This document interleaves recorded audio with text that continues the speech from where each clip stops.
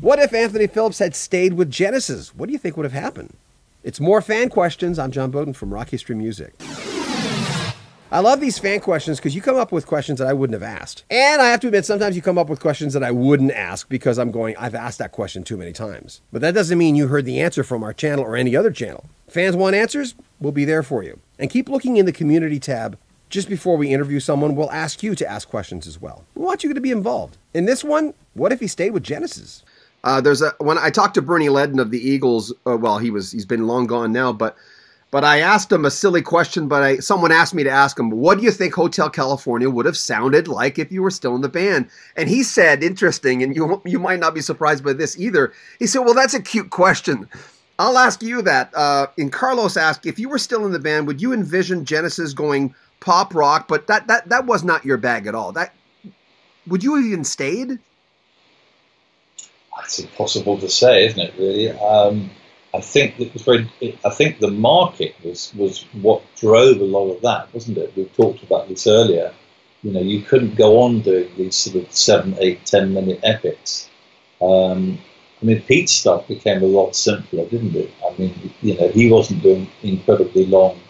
By the late 70s, early 80s, it was descriptive, but they were basically song formats. They weren't long instrumental formats. I think a lot of that was, and I think Phil's commercial touch was something that just emerged naturally. It wasn't, and he was very influenced by the other songwriting. It wasn't. I don't think there was any sort of conscious decision. We are not going to be prog anymore. I think it was just a gradual process, right?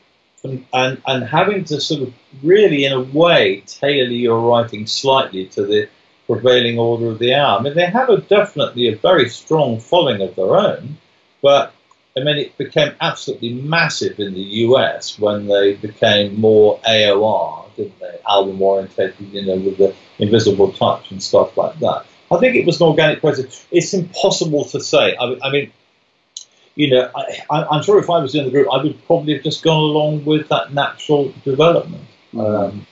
It's easy to say, oh, no, I would have thought this is sort of, you know, commercial, and I would have, you know, my principles and all that rest of it. But I think it all happened. It wasn't a conscious decision when they sat around the table.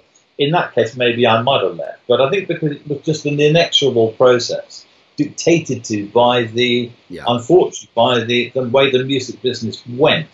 And I think I would have just stayed with the guys, I'm sure. Gary Hirsch, loved the first album from Genesis to Revelation. Was Silent Sun ever performed? No, we didn't do that live, no. No, it was a single, and never done live. And it's a good question, though, because the only one that we did live with Genesis, when we went on the road from the early era, was In the Beginning. And it's probably quite obvious why, really, because it had that sort of it's quite rocky. Yeah. It's quite rocky, therefore, you know, it worked well on stage. Interestingly, one of the interesting things about From Genesis to Revelation re-release is that what a lot of people don't know is that Visions of Angels, which was a popular track on, and quite, you know, proggy in its own way, despite being a song, on Trespass, had been done on From Genesis to Revelation, and hadn't worked out well at all.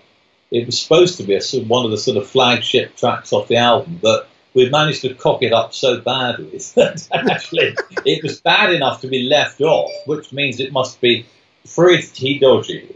So, I mean, I'm given that it was at that stage pretty much mainly my song. I mean, later with the instrumental stuff, the other guys were very much involved, but early on, the nub of the song was mine.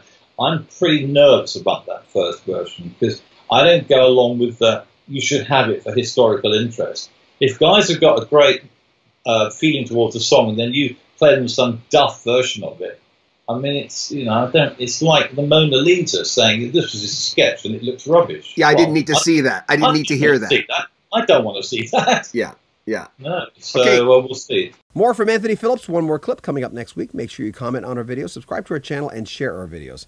I'm John Beaudin from Rock History Music.